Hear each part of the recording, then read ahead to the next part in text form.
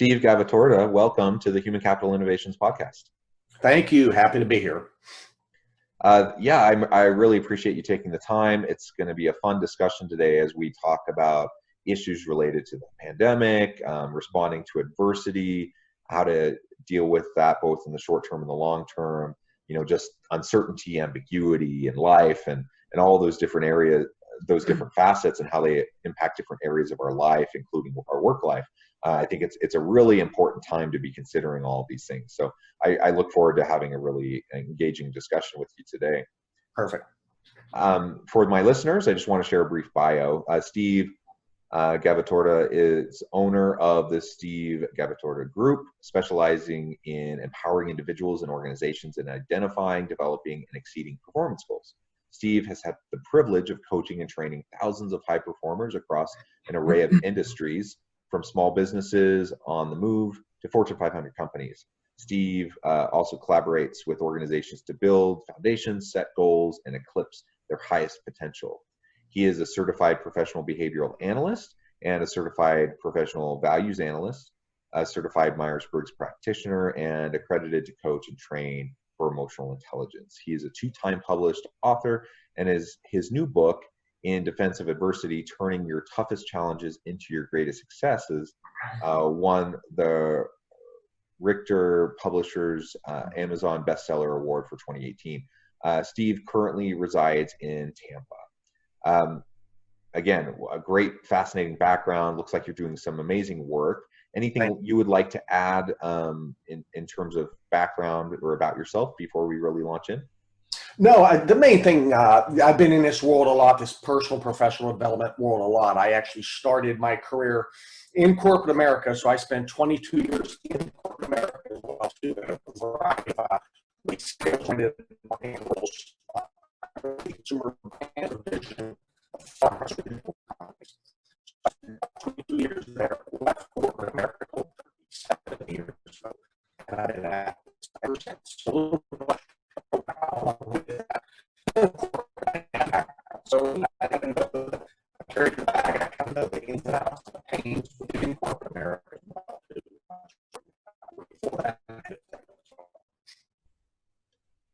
Well, awesome. And having that corporate background, I think, can be really helpful, of course, as you move into the coaching and consulting world. But just having a different perspective on things as you have these different life experiences is always really important. So, I mean, we're right in the middle right now of a global pandemic, economic recession. We have geopolitical and socioeconomic conflict and strife.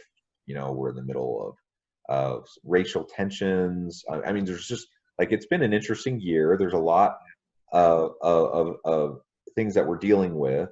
So I think to frame it as adversity and challenge is very apt, and it makes your book very timely.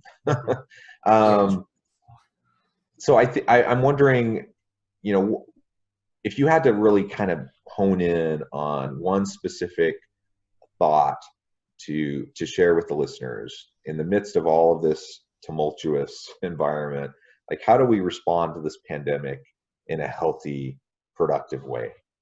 Yeah. The first thing is, there's two parts to this. First thing I will say, anytime you have to face an adverse situation, I think the most important thing is perception of adversity. Are you frightened of it? Do you run? Do you angry about it? Or do you accept that that's a part of what I'm talking about? Our perception.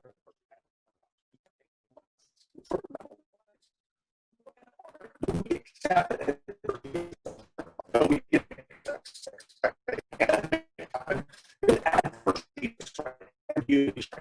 Change. Identity that's never happens. We're running fast before this pandemic. We're running fast, ever evolving world. Change is hitting us faster than ever. Adversity striking deeper, and the need to speed at which we need to make decisions get shorter. And this is the world we're going to face. So even beyond this pandemic, after we come out of this, we're still going to be in this fast-paced world. So I think we need to accept that adversity or difficulties or ambiguity or change is a part of life. Then that way, when it happens, we are not surprised by it. And that's going to tie into some information I'm going to talk about later regarding how our brain functions under stress.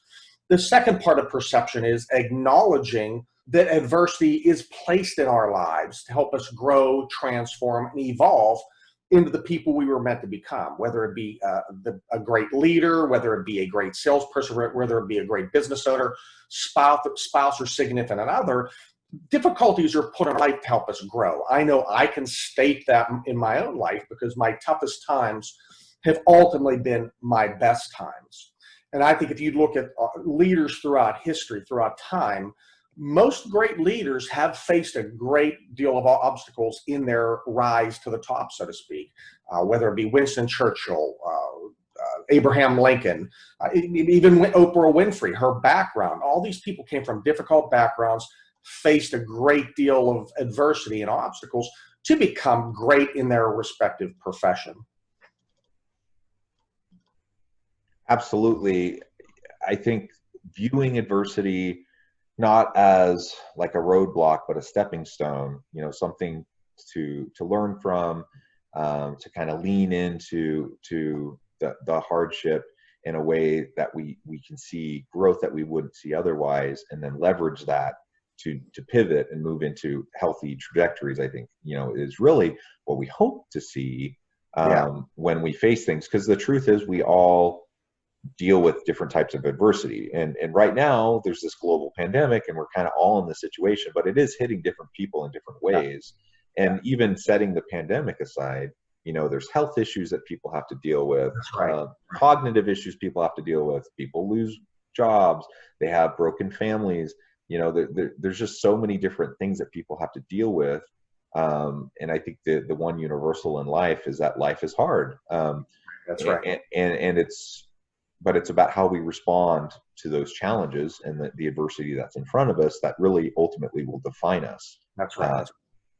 Yeah, and I didn't want to sound flippant about that. Losing your business is a very difficult potential thing. Worried about losing your business, a health issue, this global pandemic, all very, very serious things. But the number one thing you have to realize, without a proper mindset, you are not going to be able to make it through this adversity or uncertainty or ambiguity. If you're prone to negative emotional outbursts or states of mind, such as freeze, fight, or flight, you're no longer productive. So I understand that some of these things we're facing are serious, difficult things, but the most important thing is, again, we cannot let the negative emotions overtake us, because we won't make good decisions. We won't find solutions to problems. We won't be able to think out of the box. So again, that accepting our perception of it, accepting it's a part of life and looking at it as a chance to grow, I think is really a key point. What's the phrase that don't let any crisis go by, or whatever, don't forget to take care of any crisis, or look at the opportunity in any crisis, whatever that phrase is. There's truth that in many ways. In any crisis, any difficult situation, any adverse situation, there's always some sort of solution. And within that solution could provide great advantages, gaining a competitive advantage versus your competition, showing how you're a proven leader versus others, in your sphere of influence. So within difficulties lie great opportunity as well too. Yeah, absolutely. Absolutely. So how do most, in your experience, as you work with executives, you work with employees in organizations, and in your personal life, like how do most people tend to respond to these types of adverse life situations? It really runs the gamut, and I define adversity as anything to some extent that will make you feel uncomfortable. Some people may look at, an adverse situation as a challenge. Another person will look at it as an opportunity. So it really depends on the person. There's no direct definition of adversity in many ways, and adversity is deeply personal. What might be a adverse situation for some person, one person may not be with another. So it's deeply personal. So when I view leaders or people dealing with adverse situations, I see where it runs the gamut. And what I try to look for is how do people fall into the negative emotional states when they're not functioning in their optimal brain capacity, so to speak. So what are those things that may trigger me or a leader into a non-productive emotional state, and how does that non-emotional state manifest in that person? So are you a freezer, fight, or flighter, and what sets you in that state? As I said, a challenge, a big competitive challenge may be something that motivates one person, it may frustrate another. Not being able to engage and interface with people, being stuck having to do everything virtually could be something that sets someone off into a negative emotional state, and they will not in turn be able to handle adverse situations. So bottom line is it's deeply personal, and how people handle it is tied to their personality and their behavior style, so to speak. I tie a lot of information into how our brain functions under stress, and then align that to personality assessments. I'm not sure if you're familiar with the DISC survey. I'm certified in DISC, Myers-Briggs, as we said earlier. And what I do, I tie into helping you understand your style and help you better understand those triggers that may set you into that emotional state, and then how to better self-manage that. Does that make sense? Yeah, absolutely. And maybe we can move in that direction for a little bit. Let's talk about the psychology of it. And yeah, there's a lot of research behind the way our brain functions and works with when it faces adversity, and that tends to be predictive of how people are going to respond to adversity, ambiguity, and change. So yeah, I'm not a psychologist. I'm not. I don't fully understand all of those issues. So let's lay it out for the listeners. Yeah, nor am I a psychologist, but this has been through some years of learning. Something I learned from actually one of my martial arts instructors who did major in psychology. So I'll expand on that a little bit. But there's two important parts of our brain, and let me first state the brain is a complex organ. So what I'm talking now is really basic fundamentals. But there's two important parts of our brain. The first part of our brain is called the limbic system. That's what we're born with. That's also known as our emotional brain, and it does not grow, transform, or evolve through time or through learnings and experiences. When we are in that limbic part of our brain, when adversity strikes, our adrenaline starts rushing, we get emotional, we start sweating, and our response is typically going to be freeze, fight, or flight, or some combination of those three. So as you can imagine, when you're dealing with an adverse situation, difficult situation, being stuck in freeze, fight, or flight is not a good place to be. The limbic part of our brain worked well when we were babies. When we were hungry, we cried. Our parents came to feed us. But we're not babies anymore. We're grown-ups and adults. So not that the limbic system does not have its purpose, but what I'm talking about is being aware of when you're in that non-productive freeze, fight, or flight state. The other part of our brain is called the cortex, also known as the rational brain, our rational brain.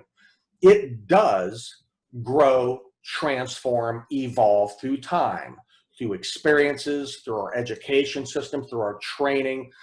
And again, our life experience is both good and, I think, especially bad. That's when we grow greatest lessons. When we're functioning in our cortex part of our brain, that's where rational thinking lies. That's where we can reason, we can logic, we can make connections, correlations between events and potential solutions. So the bottom line is, when at any time, but especially during adverse times or uncomfortable times or ambiguous times, we want to be functioning in that cortex part of our brain, because then we're going to be able to make a good decision. We're going to be able to solve problems. We're going to be able to identify options. When we're stuck in that limbic part of our brain, the bad thing about that is we cannot immediately get out of that part of our brain as well. So when I get mad, I cannot get unmad right away. When I shut down, I can't get unshut down right away. It may take some time.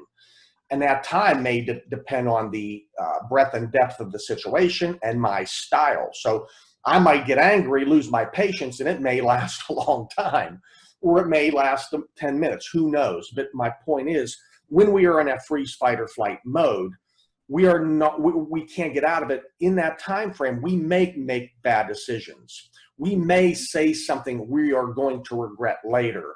We will not see solutions to problems. We will not be able to think out of the box.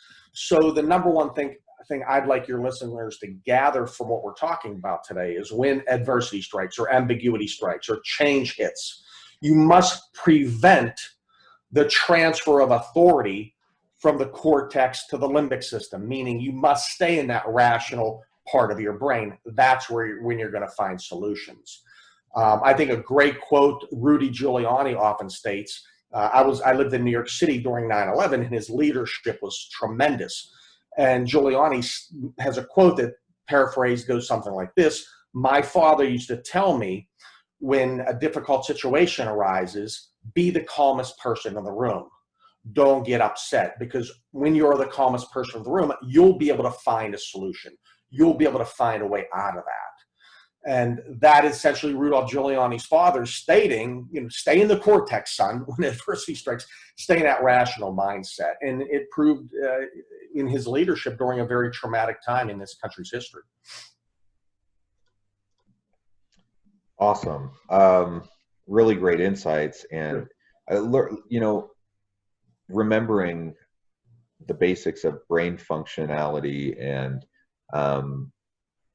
the psychology behind how we deal with adversity, is interesting in and of itself. But hopefully, if we can come back to that, it will help us recognize and interrupt when we're having more negative responses to adversity, and find ways to leverage that experience into something that's going to be ultimately more positive and growth oriented, and which I think is really what you're talking about. And so that, again, the leveraging of the pain, leveraging of the joys and the successes as well, that all of it together will help us have a more empathy. It'll help us to have a clear, a broader aperture and a clearer vision for how we interact with the world, so we can come up with more creative and innovative solutions to some of the biggest challenges that we face. Yeah, as a leader, if I'm in freeze, fight, or flight, I'm no longer productive. And I, in turn, can, as a leader, if I'm in that non-productive emotional state, I can put my team in that emotional state as well too. I've seen it happen in literally and you can see in that room, freeze, fight, flight, the different responses. And now the team is no longer productive. And now the team cannot solve problems. Now the team cannot find options or solutions. So it's imperative for leaders to be functioning in that cortex part of the brain. And I often say that great leaders exhibit high emotional intelligence. They're highly aware of their behaviors, how they make decisions, their motivators, how they deal with change, risk, and conflict, how they communicate. Because the more they understand themselves, the better they are going to be aware when difficulties strike and stay in a calm, cool, collected state of mind. In addition, great leaders have great interpersonal skills. They're able to read those same attributes in those people with whom they're leading to get the best out of their people as well, too. So as leaders go through these difficult times, these difficult adverse situations or change, it's imperative that they keep that calm, cool, collected head, because they need to be productive, but their team needs to be more productive as well, too. Yeah, absolutely. So we're getting a little bit short on time, but as we wrap up today, maybe we can end with this.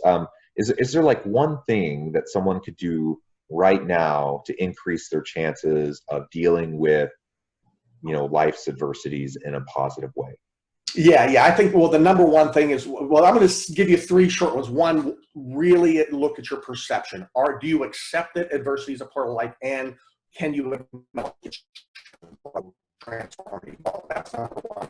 Number two is keep that calm, cool head. when people say, stay calm, it's okay, it's cold, it'll be okay. People tend to get frustrated. I know sometimes I don't want to hear that. I want a solution, but there is science that backs that in brain functionality that supports that, as I just mentioned. So watch your perception, stay calm, cool, and collected, and use each event that happens in our lives as a chance to grow, transform, and evolve, even if we may have failed. I use something called a situational debrief for myself and for those people that I coach. And this process, 4-step process, allows us to take past non-productive events or perceived failures and put them in a positive light. So let's say I have a bad engagement with a customer. Something blows up, something goes wrong. I'm going to do 4 things. First, relive or capture that situation in my mind again. 2, review the outcomes, both good and bad. 3, take what are the key learnings I learned from this particular situation. And number 4, now that I know what I know, now that I'm looking at this whole event in a positive, rational light, what would I do differently going forward? It allows us to reconnect between past failures, past non-successful situations, and put them in a positive light, so we at least learn a positive, valuable lesson that can help us down the road as well too. So I can go back to almost every event in my life and relive that and look at it differently now, now that I'm in that rational part of my brain. You can use this for yourself and your own development, but as a leader, those people you're leading and coaching, you can use the same process with them. So it's called a situational debrief. First, capture the situation. What are the outcomes, better or different? 3, what are the key learnings I took away? And 4, what would I do different down the road? So when this happens again, I'll be able to solve this problem, or I'll be able to deal with this in a more productive, proactive manner in that rational part of my brain. Awesome. Great tips. Before we close today, I also want to give my listeners the opportunity to learn about how to get in contact with you, learn more about you. Would you mind sharing that with us? Sure. You can feel free to Google me. My name is Steve Gavatorta. You can email me directly. The email is steve@gavatorta.com, or call me 813-777-9414. Shoot me a line, send me an email. Be happy to answer any questions. Again, feel free to Google me. I'm out there on a public domain. You can find my YouTube site, which has a lot of great content. And you can feel free to purchase my book, In Defense of Adversity, Turning Your Toughest Challenges into Your Greatest Success. It's on Amazon as well, too. So Google my name. You'll find many places to reach me, social media, contact information, all kinds of good, positive, professional, personal development stuff. Awesome. Well, thank you so much, Steve. I really encourage my listeners to look you up, reach out to you, and leverage your expertise and your experience in this area.